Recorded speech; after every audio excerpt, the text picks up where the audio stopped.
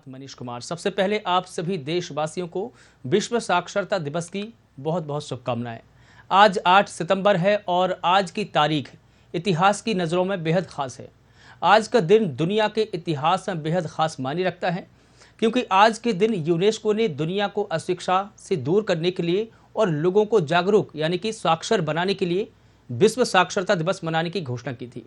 दरअसल साक्षरता किसी भी देश के विकास के लिए बेहद जरूरी है। देश के नागरिक जितने भी अधिक साक्षर होंगे, देश उतनी ही तरक्की करेगा, देश उतनी ही उन्नति करेगा। साक्षरता के इसी महत्व के प्रति लोगों को जागरूक करने के लिए हर साल अंतर्राष्ट्रीय साक्षरता दिवस मनाया जाता है। हालांकि सर्व शिक्षा अभियान के जरिए साक्षरता की दिशा में भारत सरकार सराहनीय कार्य कर रही है, लेकिन अभी तक हम शिक्षा के क्षेत्र में कहां पहुंचे हैं, कितना लक्ष्य हमने हासिल कर लिया है और कितना करना अभी बाकी है। इन्हीं सवालों का उत्तर हम हमारे खास मेहमानों से जानेंगे, लेकिन पहले ये देखिए ये खास रिपोर्ट।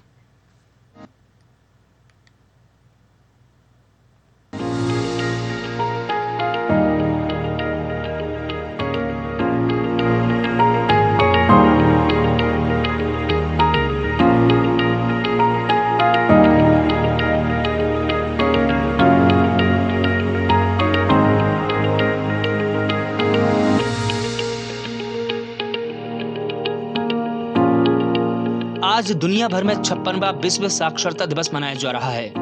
ऐसे में भारत में साक्षरता दर के आंकड़े न सिर्फ चौंकाने वाले हैं, बल्कि परेशान करने वाले भी हैं। यूनेस्को की ग्लोबल एजुकेशन मॉनिटरिंग रिपोर्ट के अनुसार भारत वर्ष 2050 में प्राइमरी शिक्षा, साल 2060 में माध्यमिक शिक्षा और साल 2085 में उच्च माध्यमिक शिक्षा का वैश्विक लक्ष्य हासिल करने में कामयाब होगा। यानी भारत को संपूर्ण साक्षरता दर हासिल करने के लिए लंबे अरसे तक और संघर्ष करना पड़ेगा। आजादी के बाद देश में साक्षरता का ग्राफ 57% बढ़ा है। इसके बावजूद हम वैश्विक स्तर पर काफी पिछड़े हुए हैं। साल 2011 की जनगणना के अनुसार केरल 93.91% सर्वाधिक साक्षरता दर वाला राज्य है। इसके अलावा लक्षद्वीप 92.88%, मिजोरम 91.58%, त्रिपुरा 87.75% और गोवा 87.40% साक्षरता दर वाला राज्य है। भारत की साक्षरता दर विश्व की साक्षरता दर 84% से बेहद कम है। हालांकि देश में सर्व शिक्षा अभियान और साक्षर भारत के जरिए इस दिशा में सार्थक कदम उठाए जा रहे हैं। वर्ष 2011 की जनगणना के अनुसार देश में साक्षरता दर 75.06% है, जबकि आजादी के वक्त साल 1947 में यह महज 18% थी। देश में आर्थिक असमानता की तरह ही साक्षरता को लेकर भी महिलाओं और पुरुषों में गहरा अंतर देखने को मिलता है। जहां देश में पुरुषों की साक्षरता दर 82.14% है, तो वहीं महिलाओं में इसका प्रतिशत महज 65.46% है। महिलाओं में कम साक्षरता का कारण अधिक आबादी और परिवार नियोजन की जानकारी की कमी है। Bureau report, VIP news.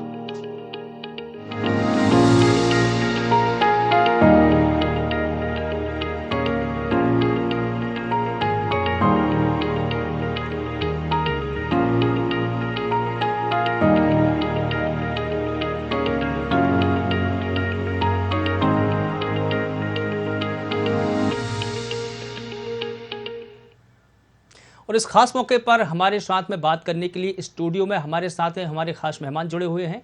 Umashankar Tiwari ji जुड़े हैं, सर आपका भी बहुत स्वागत करता हूं। और सरोज पाटीदार जी भी हमारे साथ में जुड़ी है स्टूडियो में, मैडम आपका भी बहुत स्वागत करता हूं। दोनों ही सामाजिक कार्यकर्ता है, शिक्षा के क्षेत्र में, समाज के क्षेत्र में दोनों ही बेहतर कार्य कर रहे हैं। लेकिन सबसे पहले उमाशंकर जी आपसे जानना चाहूँगा कि साक्षरता के सागर में आज हम कहाँ खड़े हैं। देखिए, अभी जो अपन ने आंकड़े देखे, जो स्थितियाँ बता रही हैं, और जैसा कि हम लोग लगातार पढ़ते हैं, साक्षरता का जो प्रतिशत है धीरे धीरे आज़ादी के बाद से लगातार बढ़ रहा है। 18% था आज़ादी के 1947 में, आज जो 88% पे आ गया और महिलाओं का 65% है। और निश्चित रूप से ये पड़ेगा, लेकिन साक्षरता और साक्षर दो चीज़ों में अंतर है। जी। साक्षरता वो है जहाँ पूर्ण रूप से किसी चीज़ का ज्ञान हो जाए, अच्छी उसमें क्षमता हो किसी चीज़ को समझने की। और साक्षर मतलब है कि केवल उसे 7 वर्ष से अधिक के बच्चे जो केवल लिख लें अपना नाम और किसी चीज़ को थोड़ा सा पढ़ लें, वो साक्षर हैं। तो ये एक खाना पूर्ति जो हो रही है, इस पे रोका जाए, वास्तव में उसे सर्व शिक्षा दी जाए, क्योंकि आज डिजिटल युग आ गया है, आज मोबाइल युग आ गया है, सारे चीज़ ऑनलाइन हो रही हैं, सारे काम ऑनलाइन होने लगे हैं। और इसमें अगर आदमी को कोई काम करना है, कहीं कुछ कराना है, चाहे एमपी ऑनलाइन पे कराए या वो कहीं लोक सेवा केंद्र पे जा रहा है या कोई से भी काम पढ़ रहे हैं या उसे राशन ही लेना है, तो बहुत सारी चीज़ें उसे साक्षरता होना है। साक्षर होना एक अलग बात है, साक्षरता की तरफ बढ़ना पड़ेगा और सरकार को इस तरफ बहुत गंभीरता से सोचने की ज़रूरत है। आज से 40 साल पहले प्रौढ़ शिक्षा के रूप में सरकार ने जो केंद्र बनाए थे, उसमें महिलाओं को लिया था और उसमें बस उन्हें पढ़ना आ जाए, केवल दस्तखत करना आ जाए, उसे मान लिया। तो ये आंकड़ों में तो हम बहुत आगे हैं, लेकिन हकीकत में जहां हम लोग पीछे हो रहे हैं उस तरफ हमें देखना पड़ेगा। इसके लिए बजट बहुत आता है। सरकार कोई सी भी हो, चाहे केंद्र की सरकार हो, किसी भी दल की सरकार हो, सरकारों का सोच इसको लेकर लगातार अच्छा रहता है, लेकिन क्रियान्वयन करने वाले जो अधिकारी रहते हैं, लापरवाहियां रहती हैं और उन लापरवाहियों की वजह से जो प्रतिशत आना चाहिए, जो ज्ञान बच्चों में मिलना चाहिए, वो ज्ञान उन्हें नहीं मिल पाता। जिस प्रकार से अभी बताया, महिलाओं का प्रतिशत कम है। और एक शिक्षित महिला अगर होगी किसी परिवार में, तो निश्चित रूप से एक समाज पूरा शिक्षित हो जाता है। पुरुषों का जो बढ़ रहा है दर, बहुत अच्छी बात है। फिनलैंड आज हमारा पूरे विश्व में सबसे आगे है और मैं समझता हूँ कि 1965 में ये 9 सितंबर को एक नीति बनी थी, उसके बाद 1966 से ये लागू हुआ है।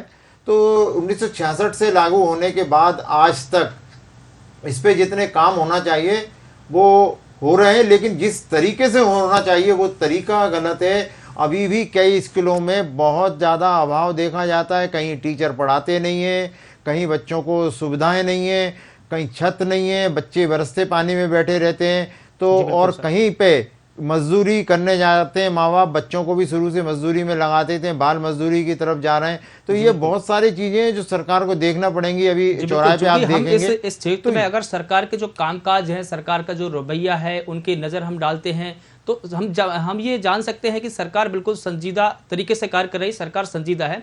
लेकिन जब हम दूर दराज के जो इलाके हैं, ग्रामीण एरिया है, हम वहां पर नजर डालते हैं तो कहीं ना कहीं हमें वो अभाव देखने को मिलता है। जो बेहतर व्यवस्था शहरों में रहती है, उसकी अपेक्षा वो जो व्यवस्था है वो दूर दराज के इलाकों में नहीं मिल पाती है।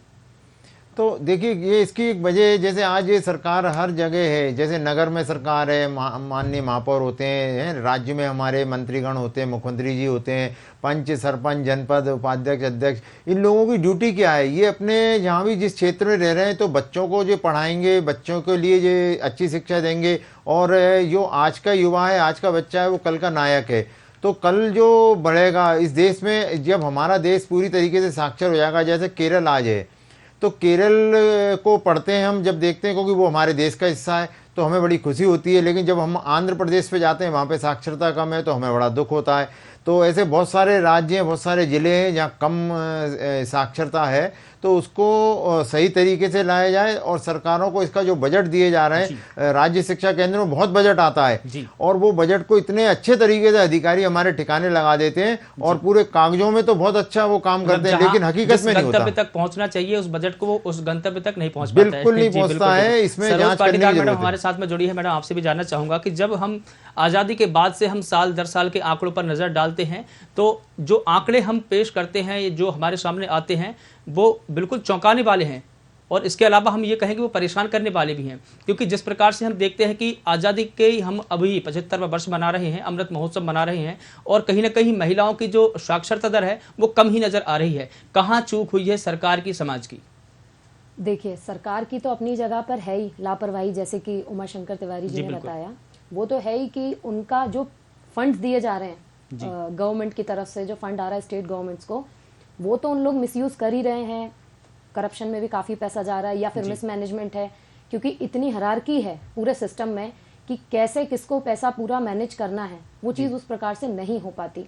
अब यदि हम बात करें समाज का इसमें रोल, तो कहीं ना कहीं साक्षरता का उतना महत्व नहीं रह गया है देश के इतने गुलामी के सालों के बाद समाज के बीच में, कि लोग स्पेशली गांव के और बस्तियों के लोग उसको उतना महत्व दें। उन्हें लगता है कि कब हम बच्चे पे इतना पैसा लगाएंगे, फिर वो कब पढ़ेगा, कब बड़ा होगा, कब कमाएगा, इससे अच्छा है सब कुछ छोड़ तू आज ही कमाने लग। मैं जब बस्तियों में देखती हूँ, या मैं अगर धरातल की बात करूँ, तो वहाँ पे जब हम निकलेंगे तो हम पाएंगे कि जो माता पिता हैं वो बच्चे को स्कूल नहीं भेजते, या तो भीख मांगने भेजते हैं, या फिर मजदूरी में भेजते हैं, और या फिर तुम घर पे रहो, बच्चे संभालो, घर का काम करो, हम मजदूरी में जा रहे हैं। कई सारे ऐसी चीज़ें मेरे सामने आई हैं जिससे, क्योंकि जब मैं देखती हूँ आंकड़े और जब मैं वही चीज़ धरातल पे देखती हूँ तो बहुत बड़ा अंतर है। अगर हम एलीट क्लास की बात करें, संपन्न लोगों के पास कई सारे ऑप्शंस हैं, उनके पास दुनिया भर के स्कूल्स हैं, भारत में भी बड़े बड़े स्कूल्स हैं, कॉलेजेस हैं पढ़ाने के लिए। बट यदि हम बात करें जिनके लिए सरकार जिनके लिए स्कूल खोलती है, क्योंकि बड़े घर के बच्चे अब नहीं जाते सरकारी, लेकिन क्या मैडम हम इससे ही इस समाज का वीक पॉइंट मान लें, तो क्या इसके आगे की कोई और भी तासीर है, या सिर्फ यही समाज का एक वीक पॉइंट है?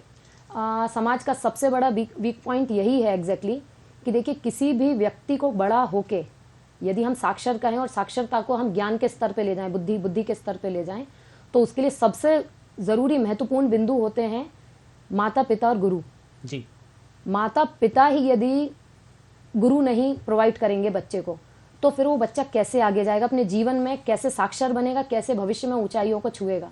हमारे शास्त्रों में कहा गया है, माता शत्रु पिता बेरी, येन बालो न पाठता न शोभते सभा मध्य हंस मध्य बको यथा।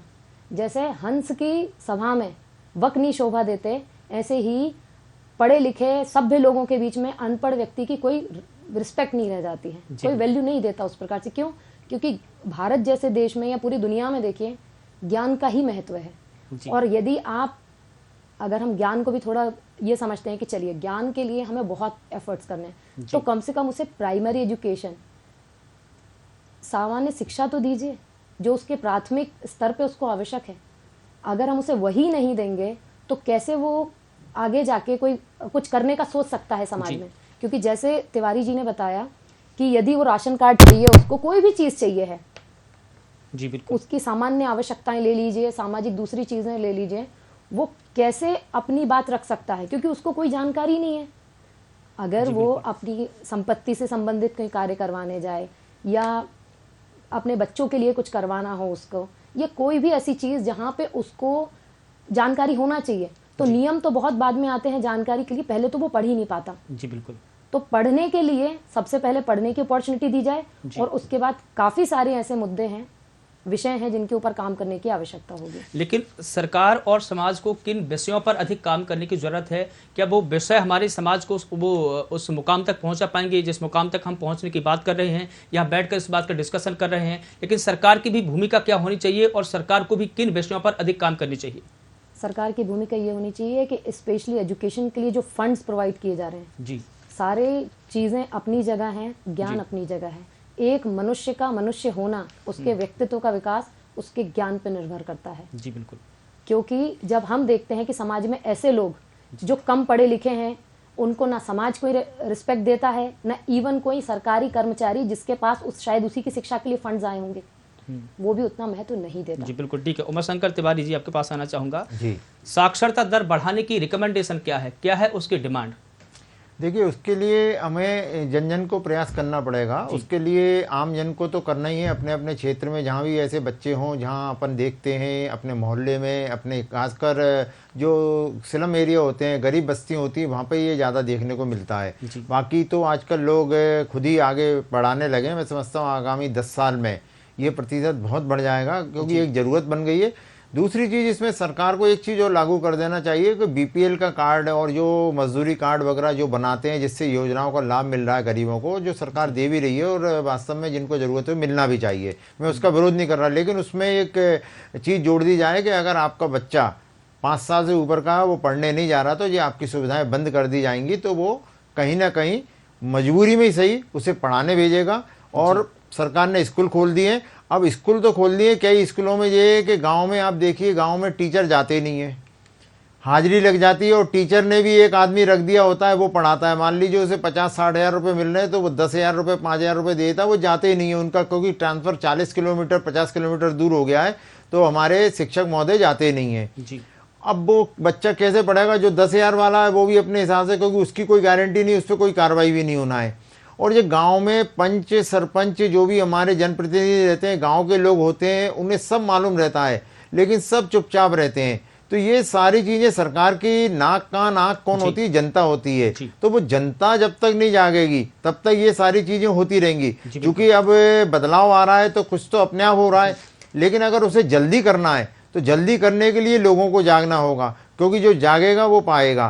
तो सरकार के साथ आम जनता भी जुड़े और जो फंड आ रहे हैं उनकी मॉनिटरिंग हो। हम बहुत बड़े बड़े घोटाले आजकल सामने आ रहे हैं, लोग हर जगह पैसा कमाने के लिए काम कर रहे हैं। उन्हें ये नहीं मालूम है कि हम जो काम कर रहे हैं, जो हमें जिम्मेदारी दी है, उससे हमारे देश का भविष्य, जो शिक्षा में अगर हम काम ऐसा करेंगे, जो बच्चे हैं, आने वाली जनरेशन है, अगर वही पढ़ी लिखी नहीं होगी तो हमारे देश का भविष्य क्या होगा? इस देश की रक्षा कौन करेगा? हम करेंगे। ये नारा सब लगवाते हैं और लगाते हैं, लेकिन करते समय नहीं करते। लेकिन जो यूनेस्को की जो रिपोर्ट है वो बताती है कि भारत 2050 तक, यानी कि अब से 28 साल बाद, सिर्फ प्राइमरी शिक्षा में ही साक्षर हो पाएगा। और उन्होंने ये भी कहा कि 2060 में हम माध्यमिक शिक्षा का लक्ष्य हासिल करेंगे और 2085 में माध्यमिक शिक्षा जो रहती है और हमारी उच्च शिक्षा रहती है उसका हम लक्ष्य हासिल करने में कामयाब होंगे।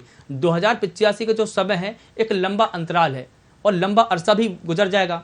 तो क्या तब तक हमारी सरकारें कुछ नहीं करेगी? और क्या हमने 75 सालों में कुछ नहीं किया जो इतना 2085 तक और भी हमको मेहनत करनी पड़ेगी?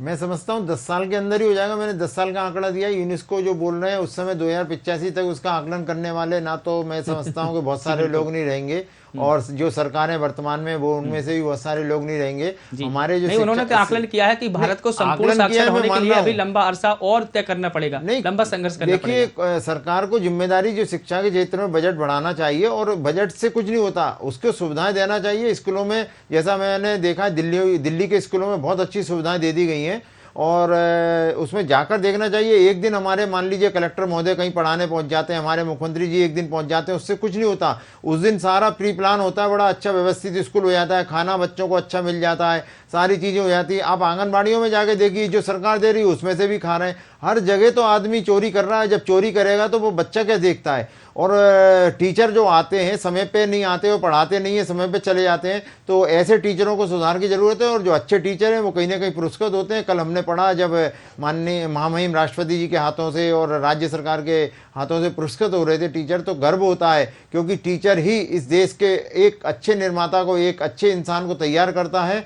और टीचर जो गुरु होते हैं, गुरु का सम्मान बच्चों को भी करना चाहिए। कहीं ना कहीं हम देखते हैं अभी एक टीचर को कम नंबर देने पे मारा, तो ये जो बच्चे कर रहे हैं या उद्दंड हो गए, कॉलेजों में इज्जत नहीं करते, तो ये कहीं ना कहीं बहुत बड़ी जो संस्कृति, माँ बाप अपने बच्चों को ये सिखा रहे हैं। माँ बाप क्या सोचते हैं, हमने बहुत बड़े स्कूल में भेज दिया तो वो बड़ी वो सोचते हैं हम एहसान कर रहे हैं, तो टीचर के प्रति बच्चों का सम्मान खत्म कर देते हैं। टीचर ने जरा सा कुछ बोला तो वो बोलने नहीं देते, बोले बच्चा है हमारा, आपने कैसे डांटा? अरे बच्चे को अगर सही तरीके से डांट रहे हैं और वो एक गुरु के रूप में डांट रहे हैं तो उसका हमारे पेरेंट्स को भी बुरा नहीं मानना चाहिए, क्योंकि अच्छे बच्चों को, अच्छे निर्माता के लिए ये सब करना पड़ेगा। और बच्चों को एक चीज और कहना चाहूंगा, बच्चों को अभी तो ऑनलाइन क्लासें हो रही थी, अगर ऑनलाइन क्लास नहीं है तो बच्चों को मोबाइल से दूर रखा जाए, क्योंकि वो शिक्षा में कहीं ना कहीं बहुत बड़ा बाधक है। जी बिल्कुल सर, गुरुजनों के डांटने के कुछ मायने जरूर होते हैं। सरोज मैम, आपसे जानना चाहूंगा कि हम जब पड़ोसी मुल्कों पर नजर डालते हैं, उनकी साक्षरता दर पर नजर डालते हैं, महिलाओं की साक्षरता दर पर नजर डालते हैं, तो हमारा पड़ोसी जो मुल्क पाकिस्तान है, वहां पर तकरीबन 71% महिला जो है शिक्षित है, जबकि भारत में महज 65 है। देखिए, उसका एक कारण और हो सकता है। जैसे आपने कहा कि घर परिवार हो गया, समाज हो गया, सरकारें हो गई।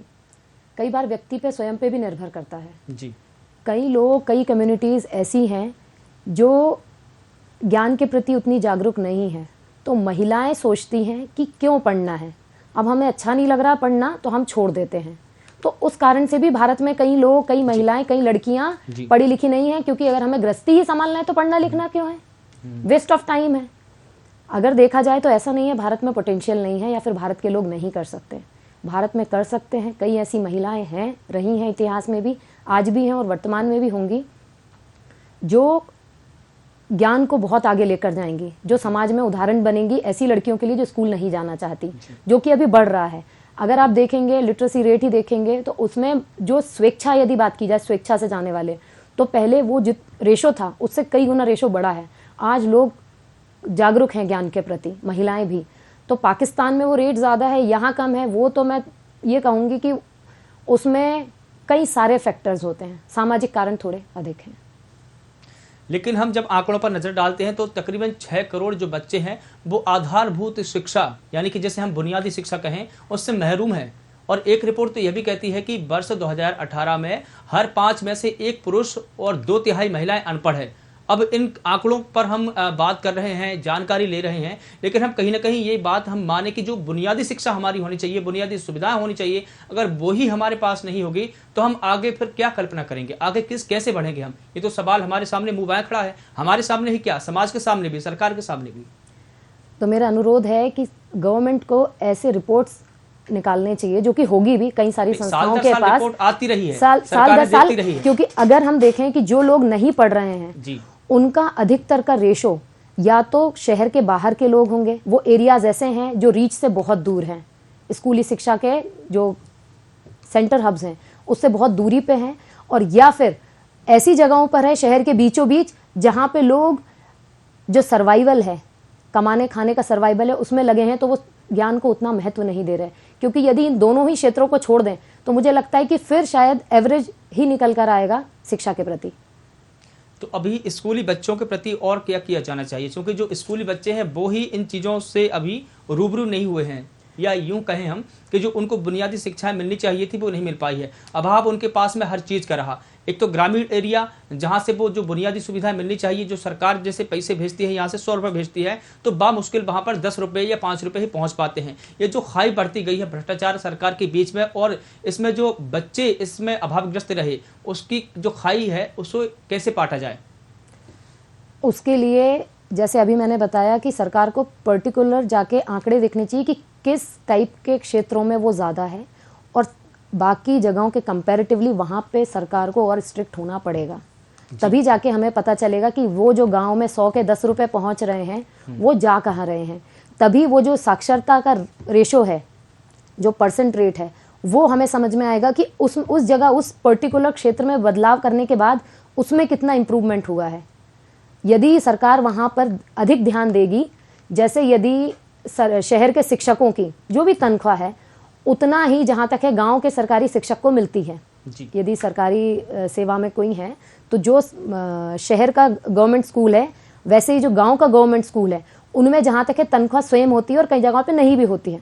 तो ये देखना पड़ेगा कि क्या जो लोग वहाँ पे पढ़ा रहे हैं या वहाँ के शिक्षा विभाग के जो कर्मचारी लगे हैं जो इतनी दूर तक उस चीज़ को लेकर जा रहे हैं, वहाँ किस जगह पे गड़बड़ियाँ हो रही हैं, तब जाके गाँव में भी उस चीज़ का ठीक तरीके से क्रियान्वयन होगा। जी बिल्कुल ठीक है। उमा शंकर जी, आपके पास आना चाहूँगा कि इस बार हम 56वां साक्षरता दिवस मना रहे हैं और उसकी जो थीम रखी गई है उस थीम का नाम है ट्रांसफॉर्मिंग लिटरेसी लर्निंग स्पेस। क्या ये मायने रखती है? नहीं, देखिए, मायने रखना और सरकारी आंकड़े होना अलग बात है, लेकिन हाँ एक चीज़ मैं और आंकड़ों से आपको बता दूं कि मैं यूनेस्को की जो रिपोर्ट है 1947 के बाद 18 से 88% आ गए, मतलब 70% हम 75 सालों में बढ़े हैं। तो मेरे को लगता है कि ज़्यादा समय नहीं है, इसे हम 100% कर लेंगे। और हमारा देश अगर चाहे, हमारे देशवासी चाहें तो बहुत बड़ा टैलेंट है और भारत विश्व गुरु है और रहेगा। और दूसरी बात ये भी बताना चाहता हूँ, जैसा आपने अभी पाकिस्तान का बताया, तो भारत में करीब 74 करोड़ 34 लाख से अधिक पुरुष और 47 करोड़ 58 लाख से अधिक महिलाएं हैं। तो पाकिस्तान से अगर हम उनकी जनसंख्या के रेशो के हिसाब से निकालेंगे तो भारत की आज भी महिलाएं बहुत ज़्यादा साक्षर हैं। लेकिन अब चूंकि हमारी जनसंख्या जितनी 140 करोड़ है, उस हिसाब से देखा जाए तो वो प्रतिशत कम है।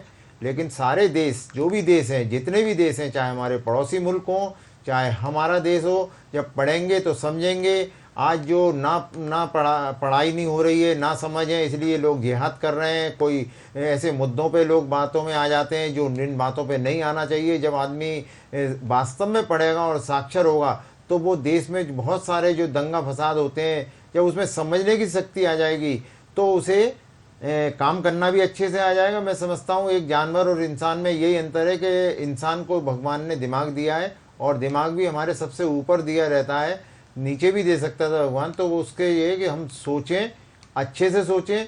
पक्षी और पशु सब करते हैं, वो भी खाना खाते हैं, पानी पीते हैं, लेकिन उनमें सोचने समझने की शक्ति नहीं होती, ज़्यादा वो बोल नहीं सकते, उनके अंदर दिमाग उतना नहीं होता। एक पुरुष ही है, महिलाएं हैं जिनमें ज्ञान है, और उस ज्ञान का उन्हें प्रचार प्रसार दूसरों के लिए भी करना है और अपने लिए भी करना है। तो इस देश को साक्षर और साक्षरता की तरफ ले जाने के लिए हम सबको काम करना होगा, जन जन को काम करना होगा। और हमारे मंत्रीगण और मुख्यमंत्री जी जैसा कि बोल रहे हैं, गांव में जाएं, पढ़ाएं, लेकिन करेगा कौन? वीडियो कॉन्फ्रेंसिंग हो जाती है, उसमें निर्देश दे दिए जाते हैं। मुख्यमंत्री जी ने कलेक्टर साहब को बोल दिया, कलेक्टर साहब ने नीचे बोल दिया, शिक्षा मंत्री जी घर पे आराम करते हैं, और ये सारी चीज़ें होती हैं। तो कौन कैसे होगा? तो इस पर जब तक मॉनिटरिंग अच्छी नहीं होगी, जब तक उसके लिए सही चीज़ें नहीं आएंगी, तब तक कुछ नहीं हो पाएगा। मैं समझता हूँ हर क्षेत्र में जहाँ भी काम होते हैं वहाँ कड़ाई की ज़रूरत है, और अच्छे से उसका पालन हो। सरकार बहुत फंड देती है, और इस देश का नाम कहीं ना कहीं आगे होगा तो सबको ही खुशी होगी। ऐसा कोई देश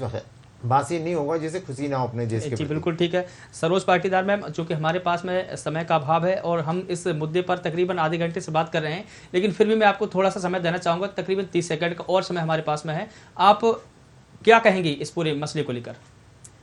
मेरा यही रहेगा कहना कि देश में, जैसे तिवारी जी ने बताया कि देश में अकेला सरकार के करने से कुछ नहीं होगा, अकेला समाज में, समाज के किसी दल को हम बोल दें, समाज के किसी मुखिया को बोल दें या किसी को बोल दें, उससे नहीं होगा। हर व्यक्ति को आगे आना होगा, और सिर्फ अपने लिए नहीं, उसके पड़ोसी के लिए, वो जिससे मिलता है, जो उसके संपर्क में हो, उन सब के लिए आगे आना होगा। क्योंकि साक्षरता एक व्यक्ति विशेष का काम नहीं है। आपके अकेले साक्षर होने से पूरा समाज ठीक नहीं होता।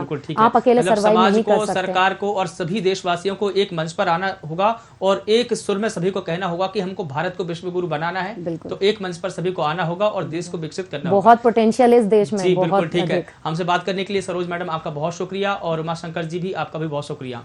भारत भले ही विकसित देशों की सूची में बहुत पीछे हो, लेकिन विकासशील देशों की लिस्ट में उसकी स्थिति बेहतर है।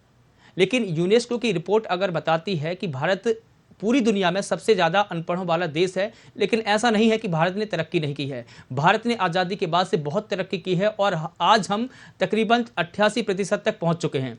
आंकड़े बताते हैं कि देश के शहरी इलाकों में साक्षरता दर 86% है। तो वहीं हम ग्रामीण एरिया की अगर बात करें तो ग्रामीण एरिया में साक्षरता दर 71% हो चुकी है। यानी कि हम लगातार अपनी विकास की ओर बढ़ रहे हैं और देश भी विकास की ओर बढ़ रहा है। अगर हमारी साक्षरता जो विकास दर है इसी तरह रही तो हम एक दिन दूर नहीं, वो दिन दूर नहीं है जब भारत भी विश्व गुरु होगा। फिलहाल इस हमारे खास कार्यक्रम में इतना ही, और आप लगातार बने रहिए VIP न्यूज़ के साथ। नमस्कार।